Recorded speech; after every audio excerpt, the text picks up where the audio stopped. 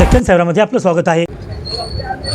मुदखेड नगर परिषद निवडणुकीचा अंतिम निकाल नुकताच जाहीर झालेला आहे। या मुदखेड नगर परिषदेच्या निवडणुकीमध्ये भारतीय जनता पार्टीच्या अधिकृत उमेदवार सौ विश्रांतीताई माधव पाटील कदम या तब्बल 1727 मताधिक्य घेऊन नगर परिषदेच्या नगराध्यक्षपदी निवडून आलेले आहेत। ताई, काय सांगाल?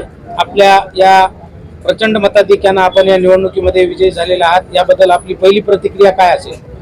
महाराष्ट्राचे माजी मुख्यमंत्री तथा खासदार अशोकरावजी चव्हाण साहेब, आदरणीय माजी आमदार अमिताभाबीजी चव्हाण आणि आपल्या सर्वांच्या लाडक्या आमदार श्रीजयाताई चव्हाण आणि आदरणीय नरेंद्रदादा चव्हाण यांचे मी मनपूर्वक आभार मानते।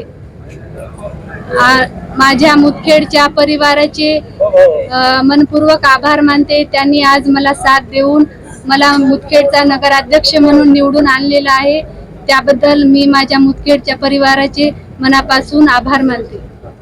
आज जो निकाल लागलेला आहे त्याबद्दल सर्वप्रथम मी मुदखेडतील सर्व मतदार बंधू आणि सर्व मान्यवर जे असतील, ज्येष्ठ असतील, युवक असतील, सर्वांचं मनापासून अभिनंदन करतो की आपण आमच्यावर जो विश्वास दाखवला आहे। आदरणीय अशोकरावजी चव्हाण साहेब असतील, या भागाच्या नेत्या श्रीजयाताई चव्हाण असतील, अमिताभाबी चव्हाण असतील, त्या सर्वांनी जे आमच्यावर विश्वास दाखवला आणि त्या विश्वासाला मुदखेडच्या जनतेने एवढं प्रचंड मतात साथ दिली। जवळजवळ 1800 मतानं सीट भारतीय जनता पार्टीचे नगराध्यक्ष निवडून आलेले आहे। त्यामुळं जिम्मेदारी इथून भरपूर वाढलेली आहे।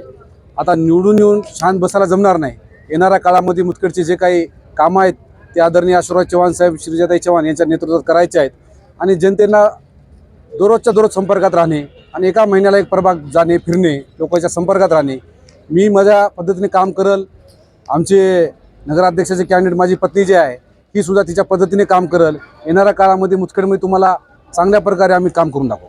एकंदरीत आपल्या जे 30 सीट आहेत त्याच्यामधील 6 विक्रेत्या पराभूत झालेल्या आहेत। काही गोष्टी आमच्या थोड्या काही चुकल्या, काही कमी जास्त झालेलं आहे, त्याचा आम्ही आत्मचिंतन करू। कुठं कमी पडलो याचा विचार करू।